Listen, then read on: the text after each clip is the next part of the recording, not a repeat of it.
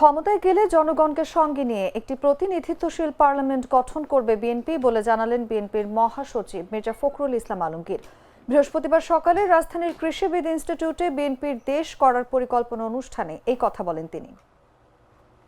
আমরা সুযোগ পেয়েছি যে আজকে জনগণকে সঙ্গে নিয়ে আমরা বাংলাদেশে এমন একটি প্রতিনিধিত্বশীল পার্লামেন্ট গঠন করব যে পার্লামেন্ট বাংলাদেশকে একটা নতুন দিগন্তের দিকে নিয়ে যাবে এবং তার নেতৃত্বে থাকবেন আমাদের নেতা জনাব তারেক রহমান। প্রিয় বন্ধুগণ, সকলের বিরুদ্ধে আমি একটা জিনিসের অভাব আজকে খুব লক্ষ্য করছি। আমি আপনাদের মধ্যে স্বতঃস্ফূর্ততার খুব অভাব দেখছি, কিছু মনে করবেন না।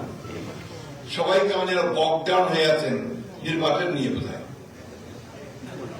আপনাদের মধ্যে যেটা আশা করি আমরা যে আপনারা 15 বছর লড়াই করেছেন, তারও আগে স্বৈরাচারের বিরুদ্ধে লড়াই করেছেন। আজকের এই লড়াইটা কিন্তু সবচেয়ে গুরুত্বপূর্ণ লড়াই। এই লড়াই সবচেয়ে কঠিন লড়াই, যে কথা আমার নেতা বলেছেন।